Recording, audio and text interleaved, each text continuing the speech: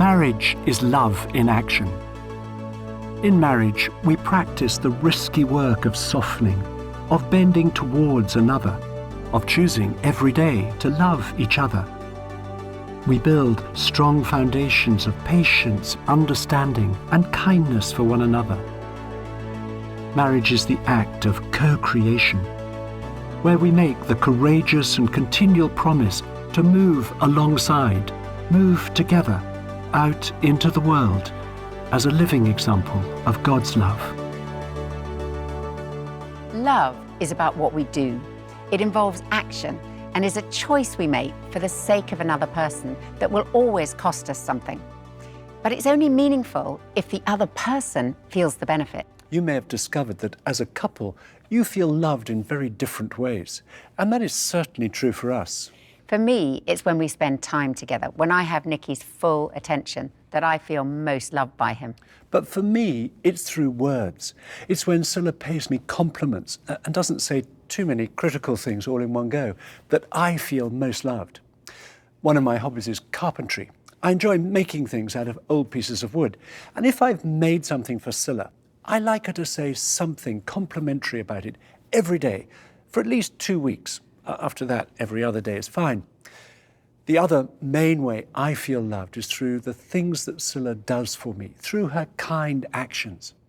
And I know that if Scilla had kept all of her affirming words and her helpful actions for our children and none for me, I wouldn't feel there was much love in our marriage. So for me, as well as time together, physical affection, touch, is a very important way for me to know Nicky's love. So if Nicky were to give all his time and touch to his laptop and phone, but not to me, I wouldn't feel very loved. Even after many years, it's easy to forget how different we are in what makes us each feel loved. And despite our best efforts, we can end up feeling frustrated and irritated through trying to show love in our own way rather than each other's. Not long ago, we inherited several boxes of books that had belonged to Scilla's late father. We already had far too many books in our house and had nowhere to put them. And I thought Scilla was very unlikely even to open these books, let alone read them. So I felt rather resentful about having them at all. However, I didn't say anything about my feelings to Scilla, as I recognized they held emotional value for her. So one Saturday, we decided to go to IKEA and buy a bookshelf system for them, which I would put up while Scilla sorted through the books in another room.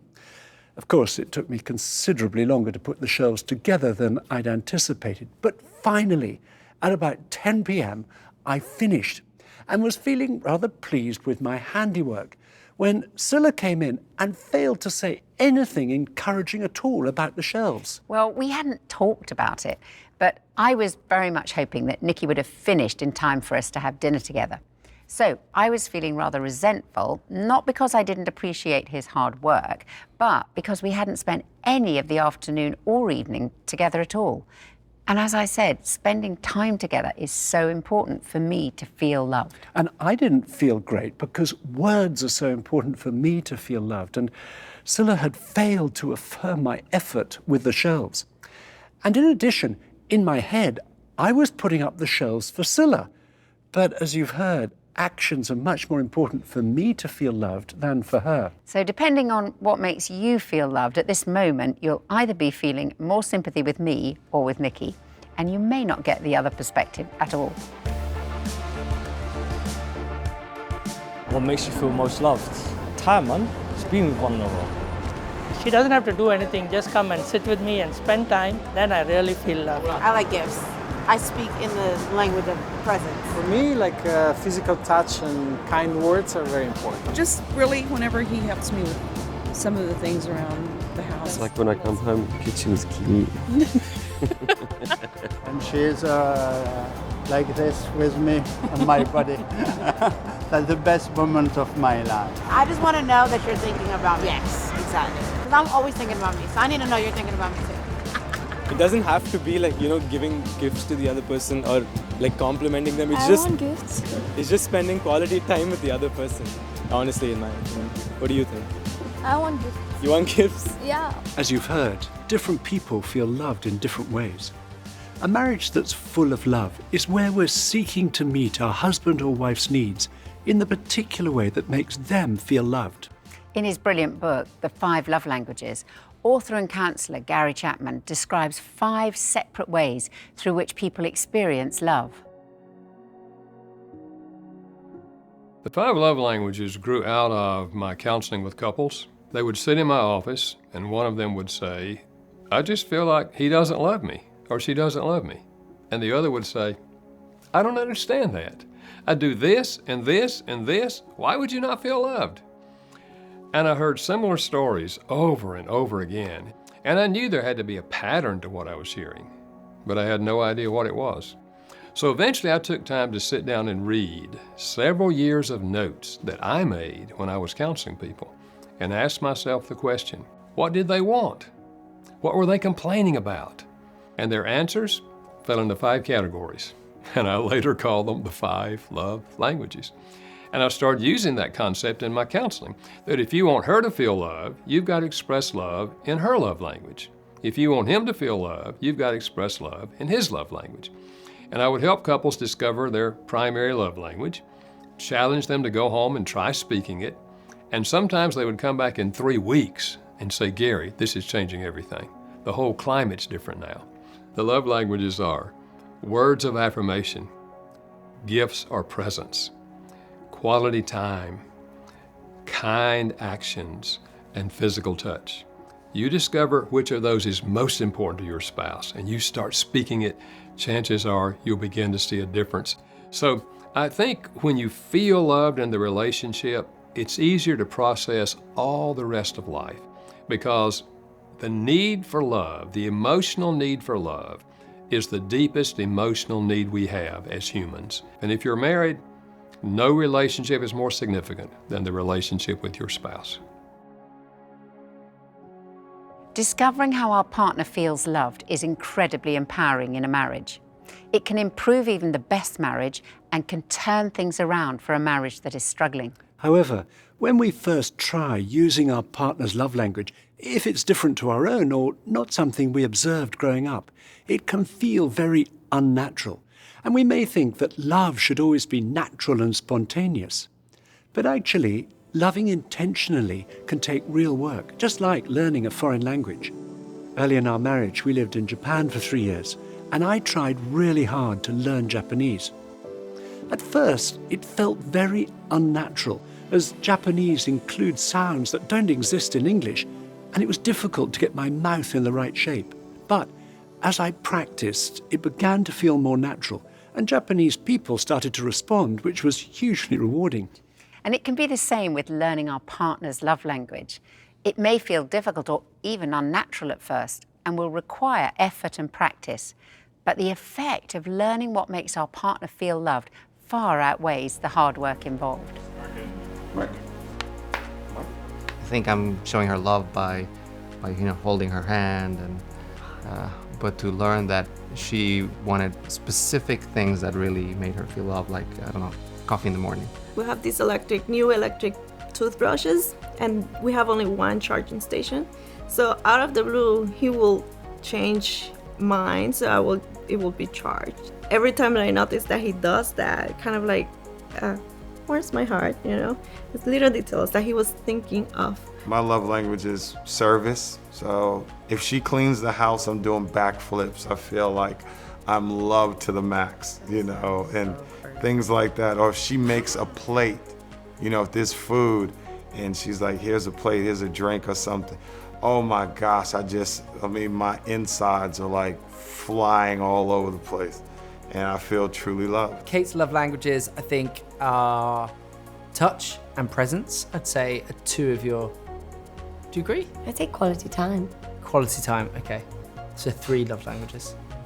3 love languages. Could we try that one again? For me, the quality time is most important. The others are important, but not as important as that. Dan organised for us to go on a day trip away, completely inexpensive. Not only did I feel totally loved, then it sort of released the other love languages in me. So it felt easier to give Dan the love languages that he needed. It's like a a rolling effect. He does have a tendency of buying me things and then saying, oh, it's for us to share. So she got a bench press for one of her Christmas presents. Yes, and a tens machine. It's that thing of like knowing that somebody's on my corner. Whereas for him, he needs like the holding hands. Oh, that is so challenging for me. So romantic. I know. And like we made a deal that we hold hands in spring and autumn when it's not too hot or not too cold. To help you work out which are your love languages, we're going to do a short crash course in each one. So, the first way to express love is through speaking loving words. Words are very powerful, either to build someone up or to put them down. And a lack of loving words can have damaging results in a marriage. I remember counselling a couple. They were about to have a divorce, and in my room, and honestly, the air is vitriolic. They're hurling insults at each other. I can practically cut the atmosphere with a knife. And as they hurl these insults at each other, suddenly I said, just a moment, stop her. And I turned to the woman, I said, can you tell me anything at all, just one thing positive about your husband? She answered in a heartbeat. She said, he's a fantastic father. I saw a look of utter astonishment cross this man's face. He'd never ever heard his wife say anything positive about him. And I turned to him, can you say anything positive about your wife? He said the same. She's an incredible mother. Honestly, the atmosphere changed in a moment. In fact, for about 5 seconds, they just looked at each other in silence. And in fact, I slipped out and left them to talk. I am often stunned at the sheer power of words. You know, the Bible says that words have the power of life and death. And sometimes I meet somebody, I met a man the other day, he said, oh, I know I bring my wife down, but it's just me, I'm just being sarcastic. She knows I don't mean it. No, it's not good enough. It's not good enough. Because it's so easy to be positive. Darling, you look nice in that. I appreciate that. Well done. It's so easy to bring into being the very power of the words we speak.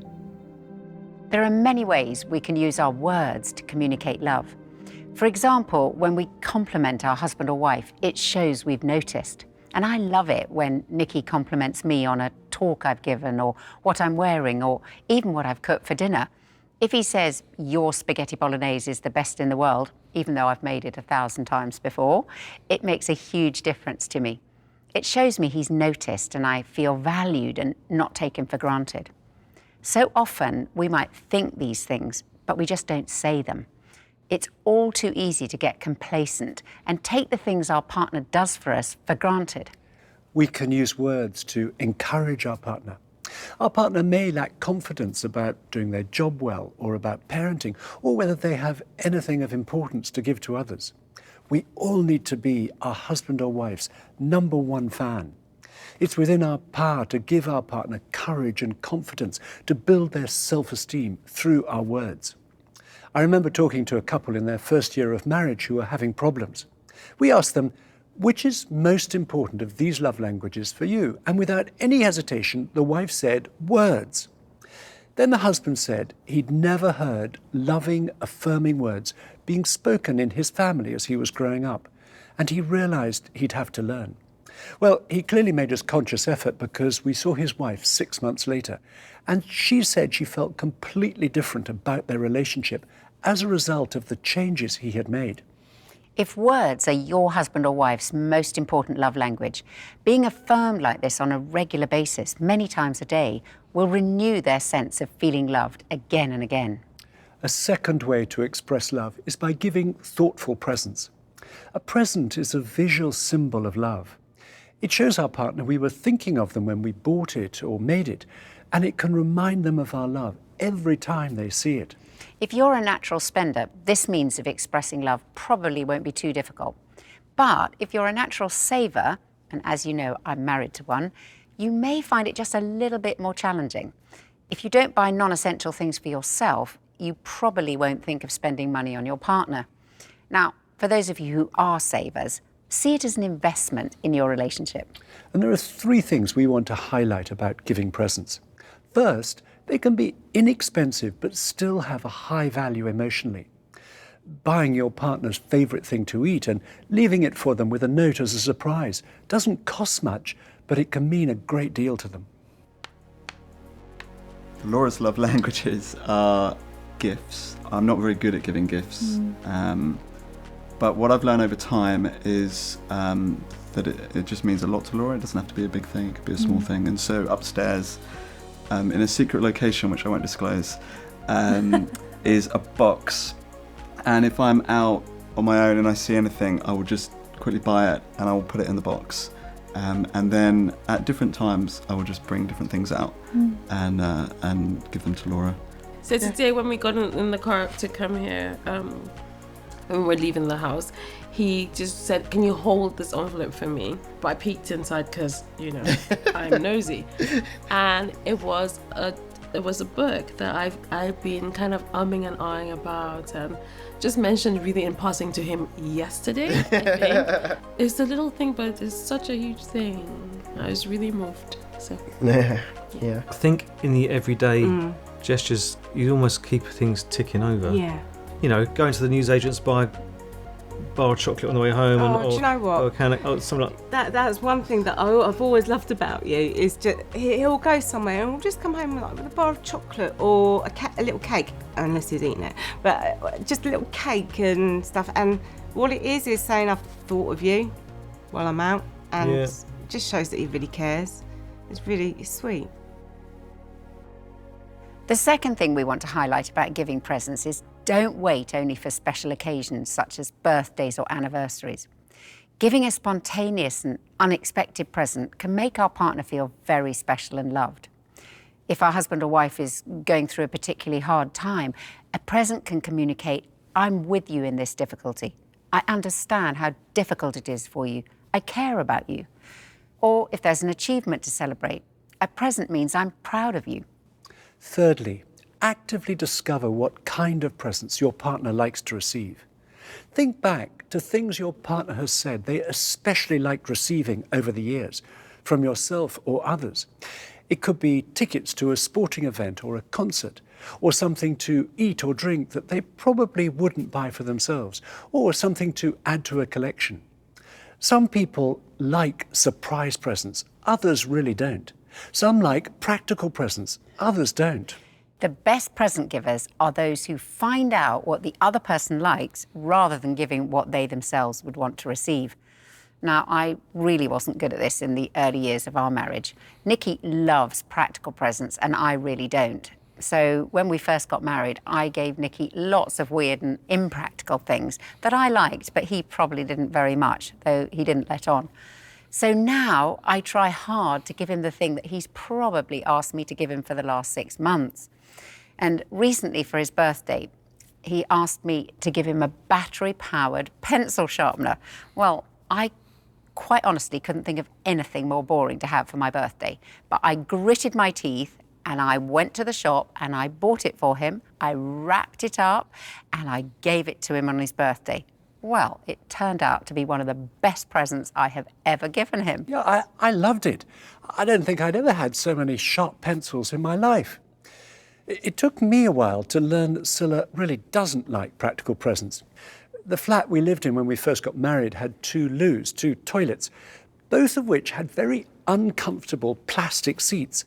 And I suddenly had a brilliant idea of what to get Scylla for Christmas. I bought a very nice pair of wooden toilet seats, and I was so excited. I couldn't wait to give them to her. Now, Scylla is normally very good at expressing her excitement when she opens presents, but even she struggled to think of anything nice to say when she opened them and saw what I'd given to her. And I felt rather hurt. I'd have loved them. For Christmas, that was my Christmas present. We want you to turn to the first conversation in your journal, favourite presents, and to take a few minutes telling your partner what have been the best presents you've received from them. And be specific. Explain why they were so special and meant so much to you. Was it the sort of present, or when or where it was given? Did the way it was wrapped up make a difference for you? And try not to feel hurt if it's not what you expected to hear. It's never too late to change.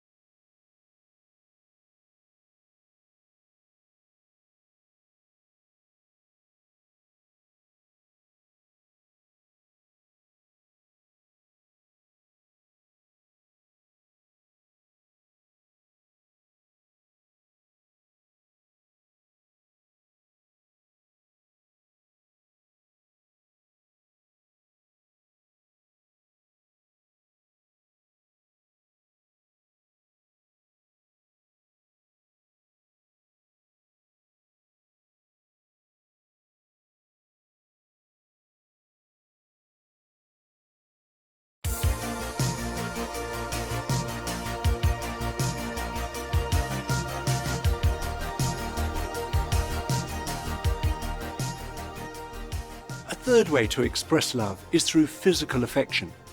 Affectionate touch is a particularly powerful communicator of love in marriage. Touch speaks louder than any words to some people. It communicates love where it's given and rejection where it's withheld. For me, as you've heard, touch is a very close second to time. And Nikki knows from years of experience that if I'm worried or stressed about something, the best thing he can do is take me in his arms, hug me, hold me, and kiss me. And things suddenly seem to get much better as a result. And I've learned that trying to talk Scylla out of the stress doesn't have nearly the same effect for her as physical contact. In a marriage, all affectionate touch is intimate. It's an unspoken language that keeps us connected. Some touch is overtly sexual, while other touch is more subtle. And as we said in the last session, we need to use the whole range and learn from our partner what's appropriate at different moments. So it could be a kiss. And one survey says a romantic kiss has to last at least 6 seconds to show love. Or it could be holding hands, an arm around the waist, a hug, a hand on a hand, brushing our partner's body as we pass, or a back massage, sexual foreplay, right through to making love. Mark? We met in a primary school in Poland. Michael was a DJ and had a crush on me. We were in the same year, so it was just for the fun, for the school discos. And I would always play a slow song and run to get Marta for the slow dance. We didn't see each other for like 4 years, and then we saw each other on the street, and Michael invited me for a concert. And that's how it started, and after 5 months we decided to move to Scotland together. It just felt that security and safety with him. Just having such a beautiful girl next to me, that was enough for me, thanks. I think like being in the house and having your day-to-day tasks is really easy to kind of get lost in it. I can easily go into that mode and kind of forget that it can be nice being with each other in a romantic way in a normal day-to-day situations. So I think even like when we are passing each other on the corridor, you know, just kind of like little touch arm to arm, or just kind of Michael will like smack me on the leg or even on the bum, like just gently, you know, just to kind of like, I realized you're there, I noticed you. And it's kind of that constant showing the affection and showing, hey, you're still good looking. You know? Yeah. It's just great. That's the best way of saying I love you. Just walking past you and just commenting on how beautiful you are and how much affection I have for you. Then it actually goes into the bedroom. The sex doesn't happen only in the bedroom. It just happens throughout the day. If you're going through a tough time in your sexual relationship, it may cause not only feelings of frustration sexually, but also cause your partner to feel unloved, especially where touch is their #1 love language. So it's important to keep showing physical affection to each other in non-overtly sexual ways. A fourth way to express love is through spending quality time together. This is the love language that's most important for Scylla. And what we do or where we go is not nearly so significant as the fact of our being together. I remember one occasion in the middle of the winter, it was my turn to organise our date. We'd set aside 2 hours in the middle of the day and we'd had lunch together at home.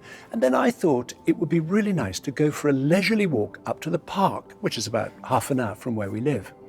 It was one of those rather overcast days in London when everything looked rather grey with a cold, damp wind blowing. In the park, there seemed to be an unusual amount of litter blowing around. And everyone we saw, and there weren't many people around, looked rather depressed. Even the ducks on the pond, I thought, looked depressed. And by the time we got back home, I felt a bit depressed myself, a bit flat. And as I was making Scylla a cup of coffee, I was just about to say, "I'm so sorry, my darling. I don't think that was my best idea for our date," when I realised Scylla seemed to be in a great mood. I came back feeling fantastic. I had Nikki all to myself. We hadn't seen anybody we knew, Nikki hadn't looked at his phone, and we could talk uninterrupted. Spending that sort of time together always makes me feel really special, and particularly when Nikki's initiated it. So no, I wasn't feeling depressed at all. Quality time means more than being together in the same place. It involves focusing our attention on each other. We want to look at 3 aspects of this quality time. The first aspect is talking together. We need quality time to be able to express to one another what we're thinking and feeling, both the positive and the negative, our fears and hopes, our excitements and disappointments. The second aspect is eating together. Meal times are some of the best opportunities for having quality time, and we need to make use of them. We went to a restaurant recently full of couples, and it looked like every one of them was looking at their phone rather than talking to each other. And I remember thinking to myself, well, you wouldn't invite someone physically on your date, so why would you want to have your 1,373 social media followers there? That sends the message that they're more important to you than your partner. Zilla and I know for ourselves how easily phones can kill conversation.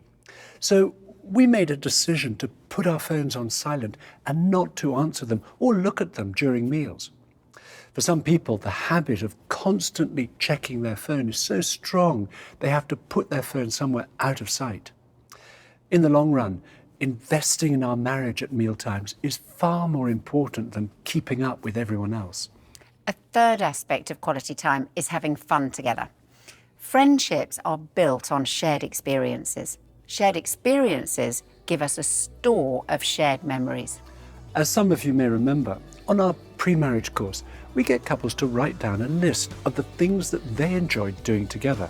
Their lists include all sorts of things like going to the cinema, playing a sport together, going for a walk, cooking together, shopping, exploring new places, and so on. Our aim is that in 5 years' time they can ask themselves if they're still having fun together, doing these or other things that they both enjoy. In this next conversation, Times Together, we want you to think of the things that you enjoy doing as a couple, or have enjoyed doing as a couple, or perhaps would like to start doing together.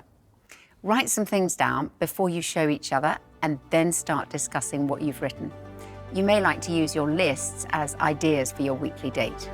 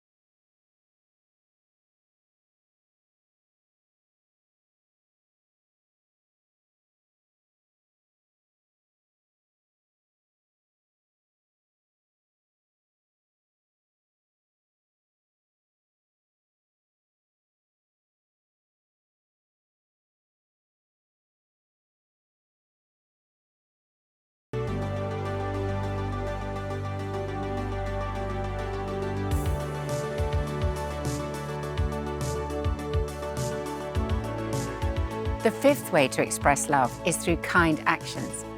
This is expressing love through doing things for each other, seeking to meet our husband or wife's desires and needs in practical ways. So it's things like cleaning the house, making them a cup of tea, doing the finances, helping with a job application, or making them their favourite meal.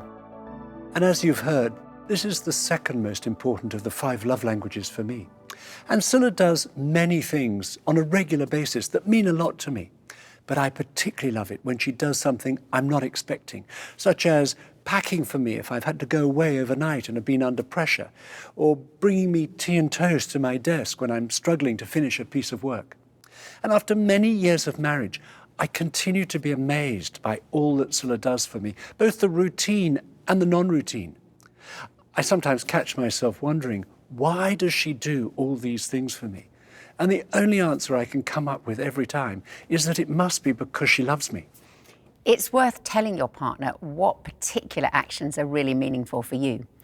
Nikki does many things for me too, but one of the best is him bringing me a cup of tea in bed every morning as I'm waking up. That makes me feel so loved. A damaging attitude in marriage is to think it has to be fair. I did that for you, so you should do this for me. Or, I'll do this if you do that.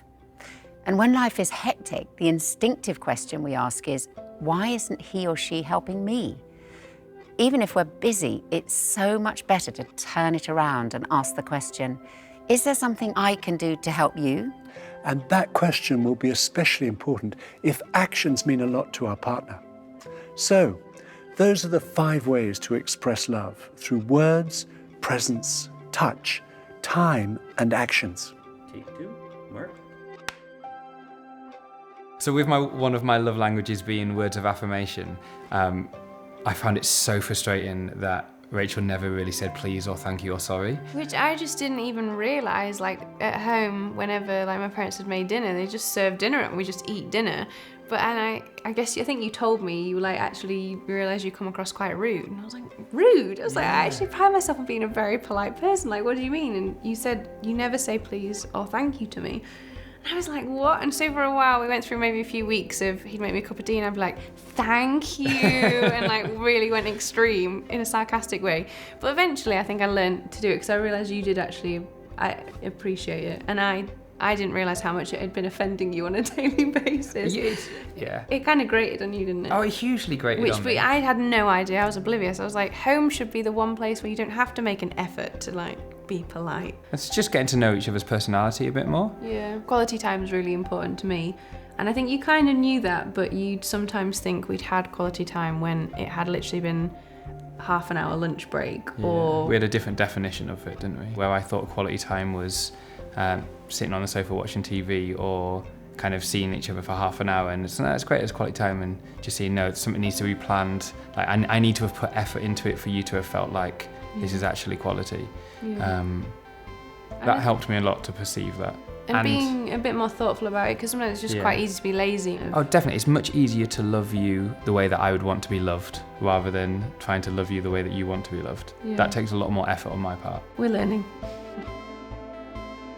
More than 20 years ago, I asked Scylla to write out a list of those times when she's felt especially loved by me. This is the original piece of paper, and I guard it carefully as every time I read it, it reminds me again of what I need to do for Scylla to make her feel loved. From her list, you'll hear it's very obvious that time and touch are her 2 main love languages. This is what she wrote. Number 1, when you've organised a surprise for our date, like going to see a film I've been wanting to see. Number 2, walking in the mountains in Scotland for 2 or 3 days a year. Number 3, lying in bed on a Saturday morning, drinking tea, talking, praying, reading the Bible together.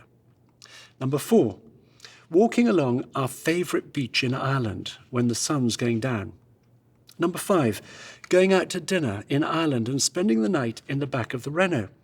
That one rather surprised me. Wasn't the most comfortable night I've spent away from home, but it clearly meant a huge amount to Scylla. And actually, I enjoyed it too. Number 6, walking together in London, like in Kensington Gardens, and you take my hand or put your arm around me. Number 7, talking in the bath last thing at night. Brackets. If we had a double bath, that would be my idea of heaven. Please note. Well, that was a little bit complicated. As we live in a vicarage, I wasn't sure what the church authorities would make of that idea. But as it happened, we needed a new bath, and they managed to fit in the sort that has the taps in the middle where you can lie end to end. And actually, I recommend it. We've had great conversations in the bath since then. Number 8. Oh, this one's a bit too embarrassing to read out, so I'll leave it out if you don't mind. Number 9, talking on the phone every night when we're apart from each other. Number 10, going to Paris for 2 days. Brackets, I'd like to go again. We must book it. Number 11, driving anywhere with just you. Number 12, going to art exhibitions with just you.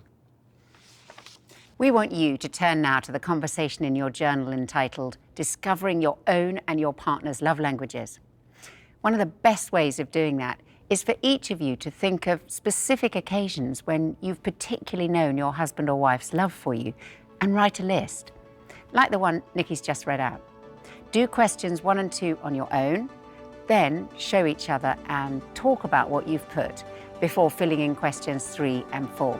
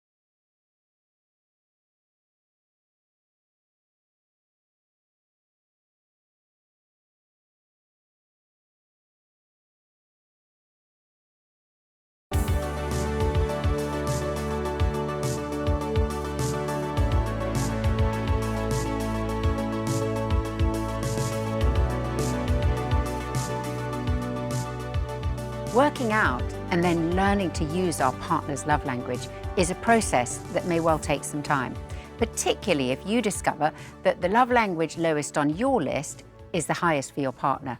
And practice is the only way to get good at it. As we come towards the end of the marriage course, it would be a mistake to think we've sorted out our marriage and that's it. In the same way as some people on their wedding day say, "This is the best day of my life, it can't get any better." Marriage isn't static.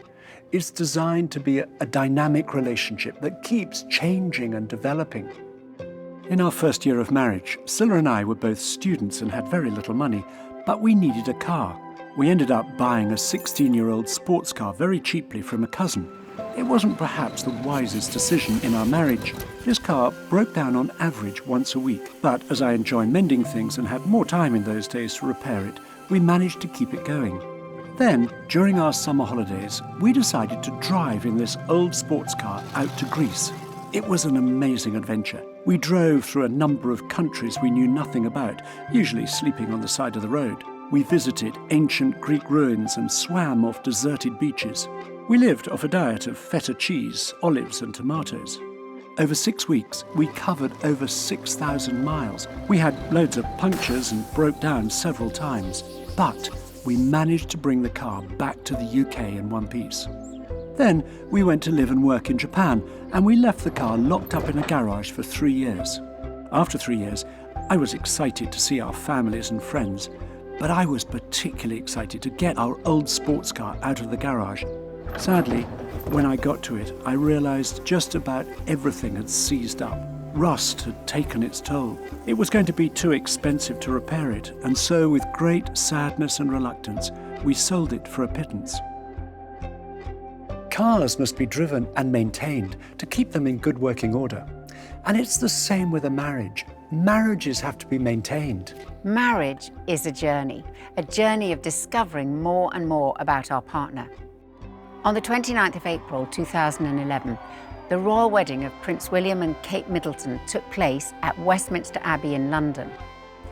On the morning of the wedding, the Archbishop of Canterbury, Rowan Williams, said this: "Every marriage is a really big commitment to the people. It's a commitment that says, I'm prepared not only to spend the rest of my life with you, but to spend the rest of my life finding out about you. There's always more of you to discover." This journey of discovery will take us through different places, over different terrain, through different seasons. And all the topics we've covered on this course are the tools we use to maintain our relationship and keep it moving forwards on this journey. When our marriage is working well, many others will benefit from it and enjoy traveling with us, friends, wider family, children if we have them, and other people.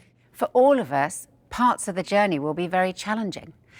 While our trip to Greece was very exciting, it was also hard at times. In fact, in some places the road was so bad and this car was so low to the ground that one of us, usually me, had to get out and walk for a while as the potholes were in danger of removing the bottom of the car. And like that trip, every marriage will go through hard times.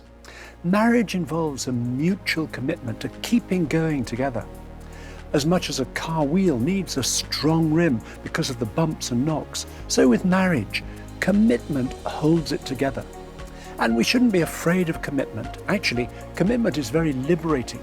Our commitment to each other and to our marriage creates a safe place within which we can be vulnerable with each other, where we're able to trust each other enough to say what we're thinking and feeling deep inside.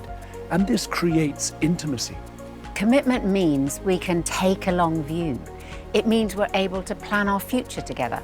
It means understanding that feelings come and go, that we won't always be feeling infatuated with each other. It means believing that if things are hard now, they don't have to stay that way. And expressing our commitment to each other is essential to the success of the journey.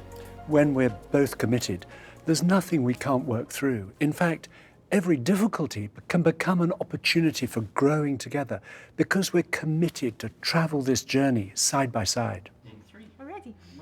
We learned through the years now that There's no something called like you do 1, 2, 3, 4, you get perfect marriage, that's it, end of story. You'll be happy for the rest of your life.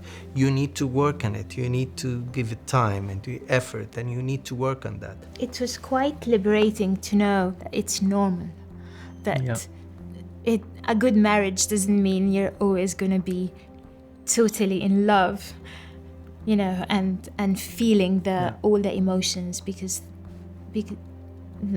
feelings change, they do change. And it's up and down every day. It's a challenge that we need to be aware that we need to make an effort. But if you just go out of yourself and do something for your partner, automatically you will feel it as well.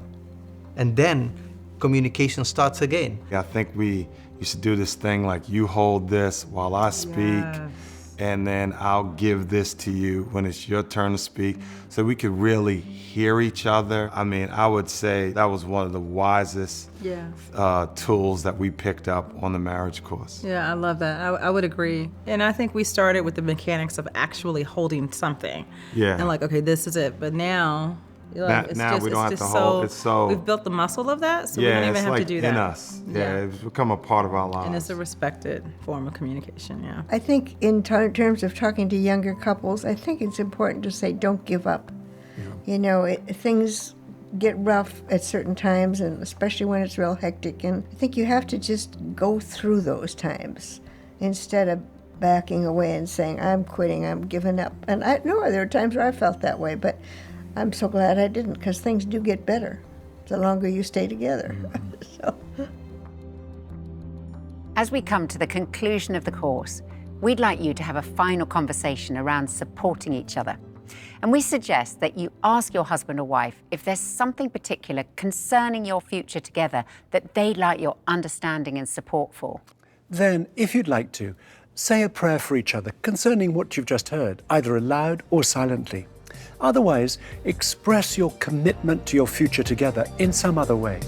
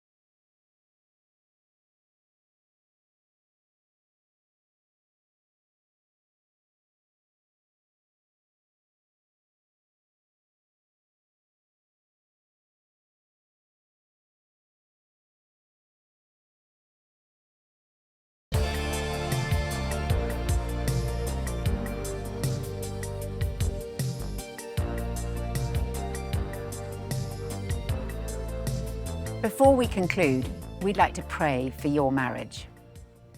Lord, we thank you for the power of love. We thank you that your love never fails. We pray that you would bless each marriage and use each couple to be a source of love and encouragement to many others. And we ask that in our marriages, love and faithfulness would meet together. And we ask this in Jesus' name. Amen. Amen.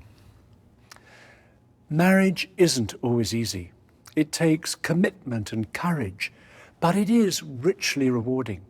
And at its best is an adventure of love that lasts a lifetime.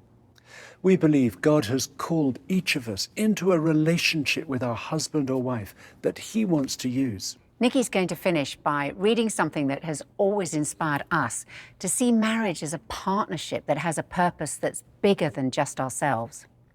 It was written by a man called Dietrich Bonhoeffer.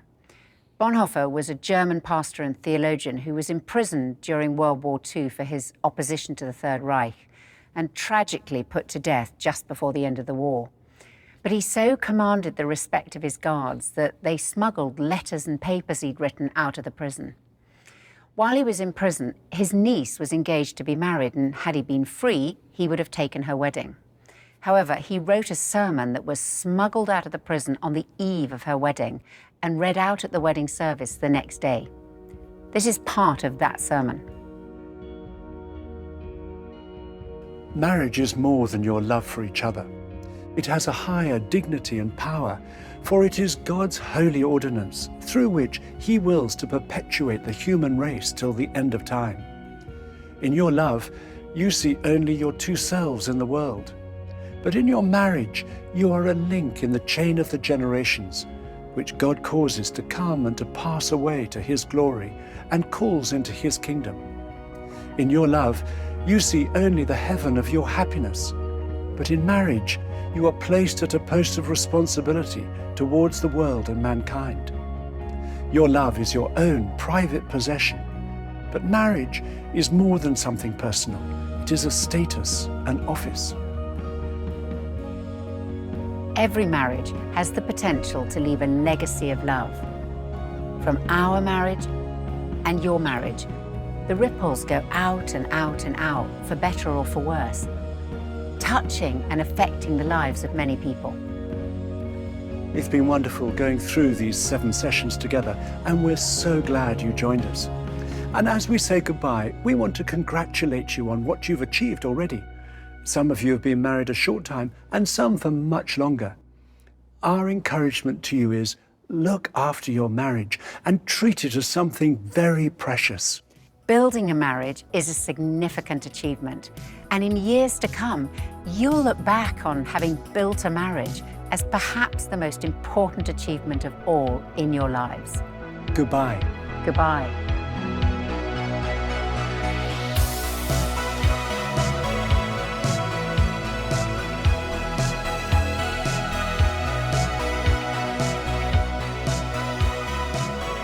Go.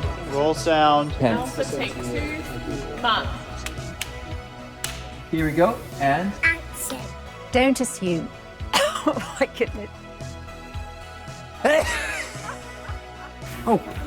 Just doing some behind the scenes. And our partner can help us by letting us know when we express fall. negatives.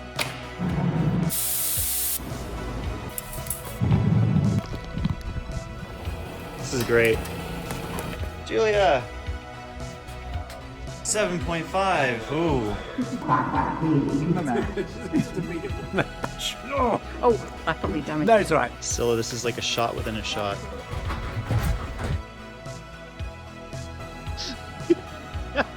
Level 2 is a deeper level of connection. Oh, I'm sorry.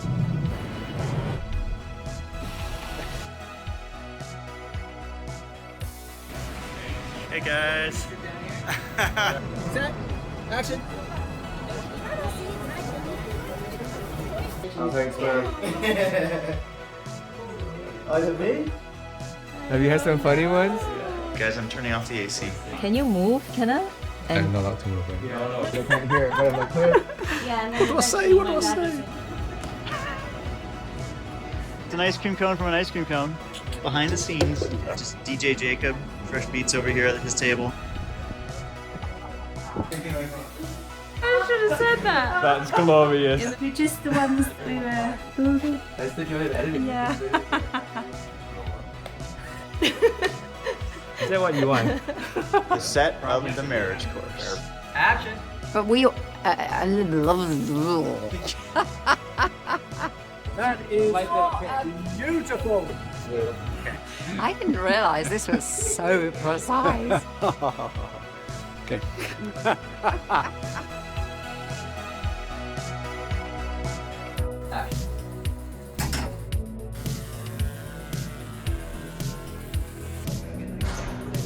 And I know, I realize. We all have that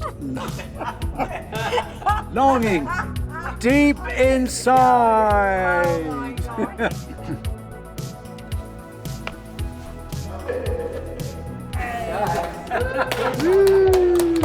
Yes, we did it. Ice cream cake. We've got all our shots, right? We're going to fail at. 1, 2, 3. What have I missed? Here we go.